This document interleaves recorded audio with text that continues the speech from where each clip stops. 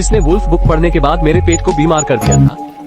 आप जानते हैं कि उसके पास स्पष्ट रूप से ब्रह्मांड में सबसे मजबूत आत्मोपचार कारक है, जिसने अभी अभी डेड मैन 1 में शुरुआत की थी। उसका हाथ सौभाग्य से वो कुछ दिनों में फिर से बड़ा नहीं हुआ और उसने आगे जो किया वो और भी चौंकाने वाला था। मैंने उसे विस्फोटकों से भरे एक तेल के ड्रम पर पड़ा देखा और सिगरेट के टुकड़े धीरे धीरे गिर रहे थे। विस्फोट में टुकड़े टुकड़े हो गए, लेकिन उसे पूरा होने में देर नहीं लगी। तो वो मरना क्यों चाहता है? वास्तव में उसकी क्षमताएं बहुत असामान्य थी। जब वो अभी भी सुंदर था, लड़का डेड मैन अपनी तलवारों की जोड़ी के साथ अजय हुआ करता था और आसानी से गोलियों की बारिश के बीच चला जाता था, जैसे कि वो किसी की भूमि पर नहीं था। बाद में जब उसे कैंसर हो गया और वो निराश हो गया, तो उसने खुद को बेचने का फैसला किया। इसलिए वो दृढ़ता से मानव प्रयोग की राह पर चला गया। विभिन्न विशेषज्ञों द्वारा तला और पकाया जाने के बाद जियो जियान ने भी आत्मोपचार कारक को जागृत किया, लेकिन अब से उसने भी इससे छुटकारा पा लिया है। इस तरह गोलियों को रोक रहा है। हालांकि उसके पास हमेशा के लिए जीवित रहने की क्षमता है। उसे मौत की चिंता भी खोनी है। भले ही वो शक्तिशाली लाल टैग से आधा फट गया हो, फिर भी वो वापस सोने का रास्ता खोज सकता है क्या? वो झांग शुआई की मरम्मत नहीं कर सका क्योंकि फिल्म में स्वर उपचार कारक की सेटिंग इतनी अपूरणीय थी कि वो इसकी मरम्मत नहीं कर सका। क्षमता हासिल करने से पहले उन्हें जो आघात लगा था, लेकिन शायद यही वजह है कि उन्होंने उस मृत योद्धा को भी उसी सौंदर्य बोध के साथ बनाया।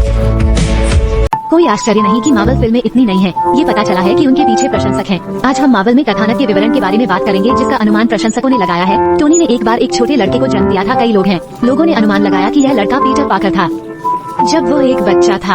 आखिरकार कहानी की पृष्ठभूमि क्वींस में थी और टोनी की छोटी मकड़ी की सावधानी पूर्वक देखभाल के बाद इस अनुमान की पुष्टि भी हुई हॉलैंडी द्वारा, जिसने पिता होने का नाटक किया था।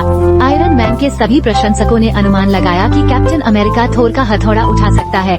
बाद में अंतिम गेम में थोर को थानोस द्वारा पीट कर मार डाला गया। ये कैप्टन अमेरिका का हथौड़ा और ढाल था जिसने स्थिति को पलट दिया। ये पता चला कि उसने पहले ही चुपचाप इसका अभ्यास कर लिया था। सीरम इंजेक्टेड कैप्टन अमेरिका के खिलाफ लड़ने के लिए टीम 1 में रेड स्कल के पास स्पेस जेम को सक्रिय करने के अलावा कोई विकल्प नहीं था। अप्रत्याशित रूप से वो एक ऑपरेशन के बाद हवा से गायब हो गया। उसके बाद नेटिजन्स ने अपनी कल्पनाएं खोली और लाल खोपड़ी के बारे में बात की। ये पता चला कि लाल खोपड़ी ग्रह पर सोल स्टोन की रक्षा कर रही है। डॉक्टर स्ट्रेंज ने एक बार उंगली उठाई थी टोनी से और जोश से कहा, मिलते हैं नेटिजन्स। इस स्थिति में लोग साहसपूर्वक अनुमान लगा रहे हैं कि यदि आप डॉक्टर स्ट्रेंज को टाइम स्टोन देते हैं तो वो दिखावा कर सकता है और उसे नष्ट कर सकता है। कुछ लोग कहते हैं कि हर के पास एक हाथ भी है जिसका उपयोग वो शुरू करने के लिए अपनी उंगलियों को चटकाने के लिए कर सकता है, लेकिन वास्तव में डॉक्टर स्ट्रेंज ने जानने में यही एकमात्र तरीका बताया है। क्या आपको लगता है कि